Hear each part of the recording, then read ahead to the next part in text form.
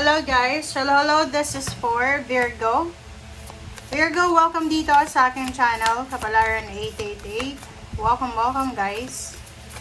Alamin natin kung anong messages, vibration, kapay energy para sa lahat ng Virgo. Please comment down below guys if you are resonated. Please comment down below kung ano man ang gusto mong sabihin sa akin.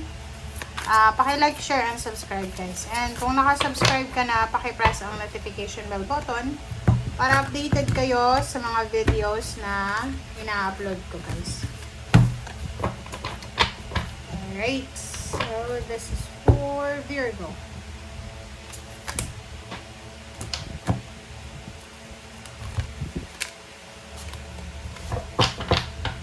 Eight of Swords. Virgo rising. Nako, kaloka ka. Okay, Virgo rising. So, nakikita ko sa'yo dito, you're struggling sa pera.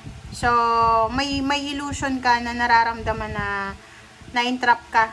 Like, halimbawa kung may trabaho ka, pero hindi ka nakakapag-ipon.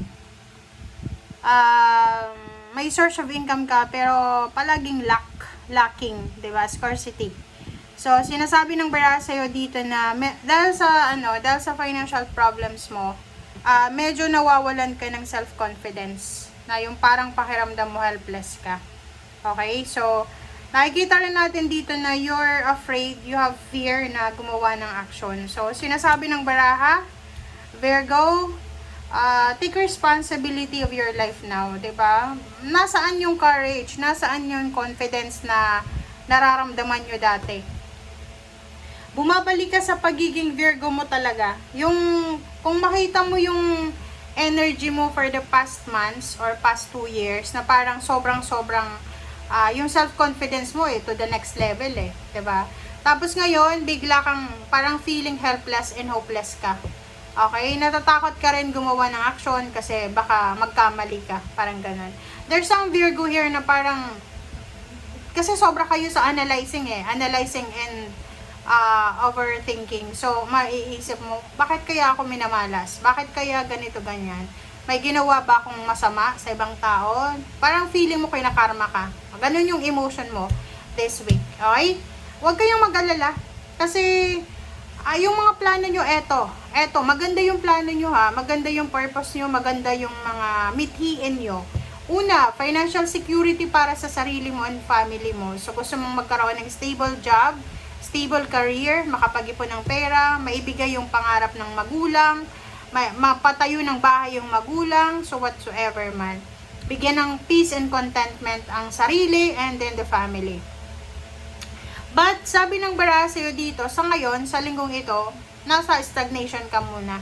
Okay? Pwedeng, nawalan ka ng trabaho, naghahanap ka ng trabaho, nawawalan ka na ng focus, ng interest sa paghahanap, medyo nawawalan ka ng pag-asa. Parang ganon. Pero, kung makikita mo dito, ito yung pangarap mo Yan yung gusto mo. Yan yung gusto mong ma-achieve sa buhay. Kung ako sa'yo, gawin mo yung motivation. Okay? Kung may asawa ka at may anak, gawin mong motivation yung anak mo.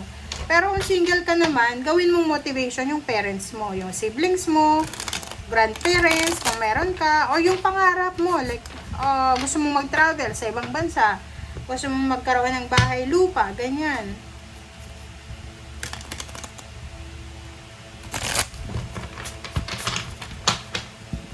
Alright.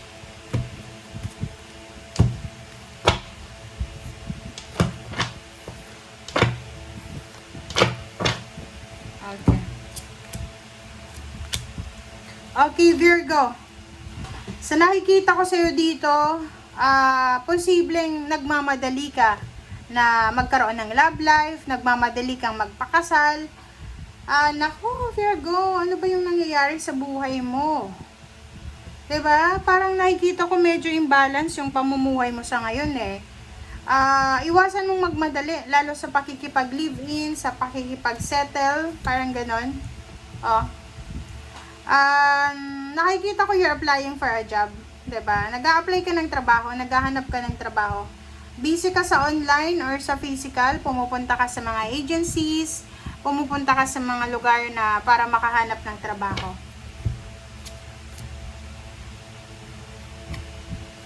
Okay, isang fire sign, isang earth signs, Virgo, Capricorn, and Taurus, or water sign, Pisces, Scorpio, and Cancer, na posibleng makakatulong sa'yo. So, pwedeng mag-offer sila ng trabaho sa'yo, pwedeng mag-offer sila ng business collaboration sa'yo, pwedeng pautangin ka nila, or kung ano pa man.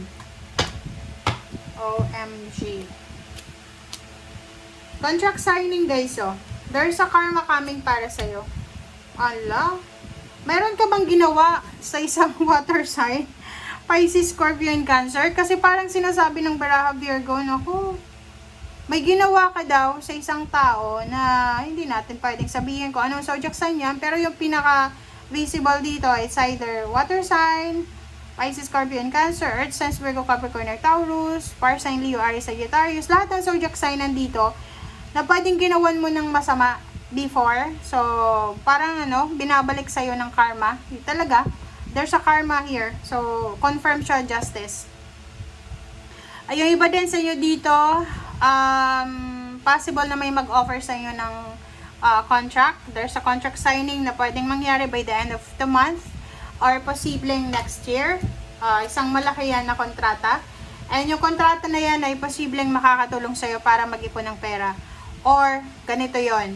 Kung plano mo, kung nasa ibang bansa ka, tapos plano mo pang pumunta sa Europa, sa Amerika, sa Canada, or sa mga improved countries, mayaman na bansa, kailangan mo daw mag-ipon ng pera kung gusto mong makapunta doon sa final na country destination na gusto mo.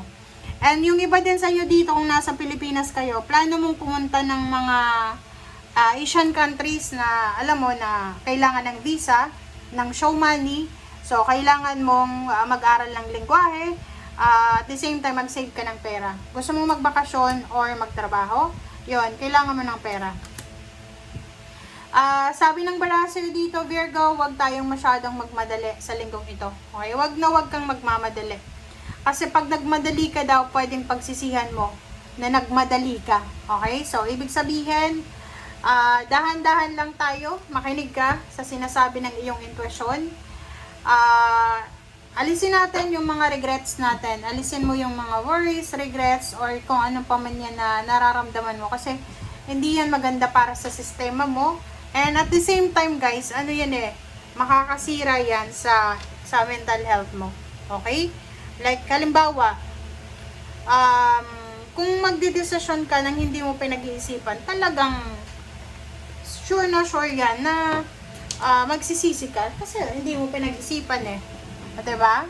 So, yun guys, ang sinasabi ng Baraha. Thank you for watching. Bye!